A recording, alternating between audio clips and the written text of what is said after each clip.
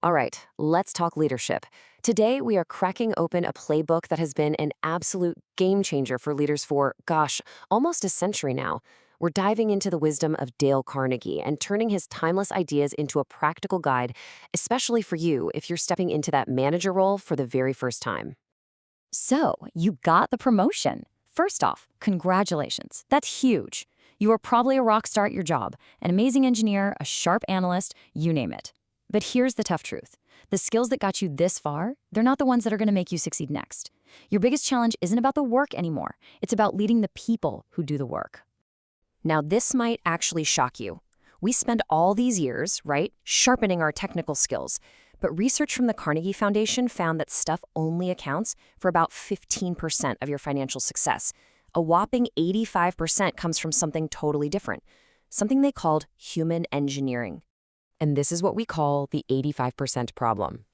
The very expertise that made you an individual star is suddenly just a small piece of the puzzle. Being a manager is a whole new ballgame, and the rules are all about people, not just projects and spreadsheets. So what on earth is this human engineering skill? Well, Carnegie put it pretty simply.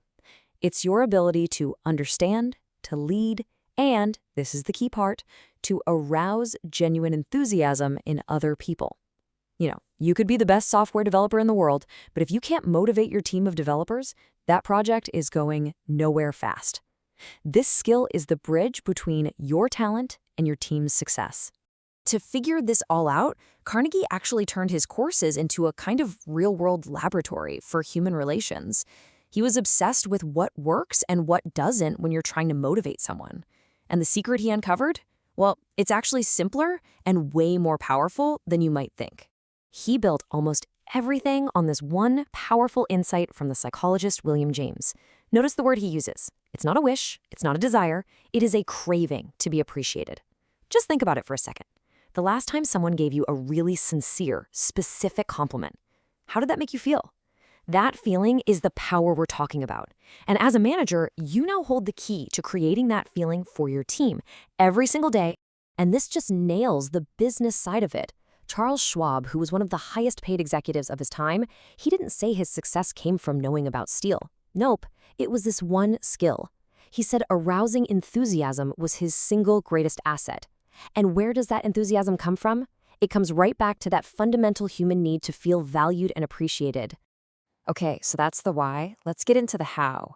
We're going to look at some practical tools you can start using tomorrow to move from just dishing out tasks to actually leading people and building real, genuine cooperation. The old school way of managing was all about command and control. You give an order, you expect people to just do it.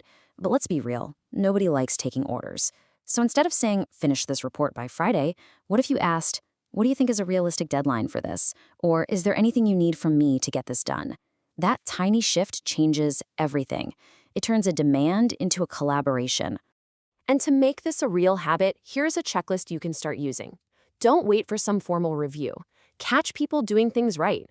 When you see even a tiny bit of improvement, call it out. Use their name. It sounds so simple, but it's like music to their ears. These aren't huge, complicated things. They're the small, daily sparks of gratitude that build loyalty way more than any bonus ever could. Now, I get it. It can't always be sunshine and praise.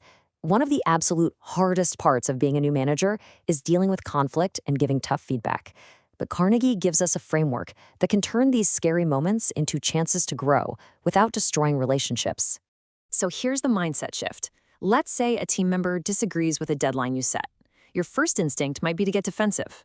Instead, try this. Step 1, welcome it. Say, thank you for bringing that up. I appreciate you being honest. Step 2, bite your tongue. Step 3, just listen. Let them get it all out. And then step 4, find something, anything, you can agree on. Start your response with, I agree that we need to be careful with our resources. Let's look at.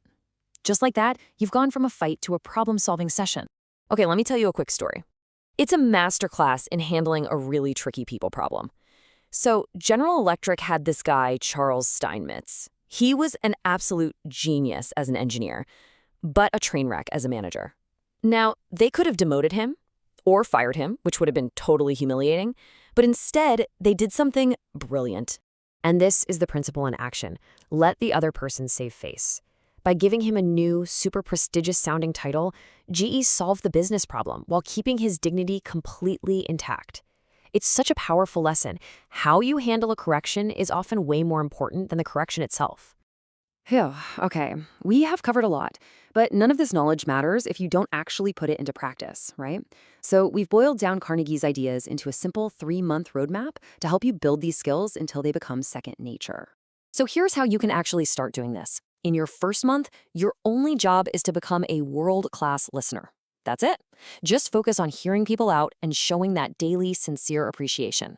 Then, in month 2, you shift from directing traffic to guiding it by mastering the art of asking great questions. And in month 3, you tackle the tough stuff, learning to give feedback in a way that actually builds people up. And to make sure all these lessons really sink in, try to end each day with a quick, honest check-in with yourself. Just ask, who did I praise today? When did I ask a question instead of barking an order? Did I really try to see things from their perspective? Look, this isn't about getting a perfect score. It's about building that muscle of mindful leadership one day at a time. You know, the incredible thing about what we've covered today is that this isn't some new, trendy management fad. For almost 100 years, these principles have worked and continue to work because they're based on the simple, unchanging truths about what makes people tick. And that really brings us to the most important question you can ever ask as a leader. It's the one that wraps up everything we've talked about. Carnegie said the only way on earth to influence other people is to talk about what they want. So the question I want to leave you with is this: what does your team truly want, and how can you, as their leader, help them get it? Seriously, your entire success hinges on the answer to that question.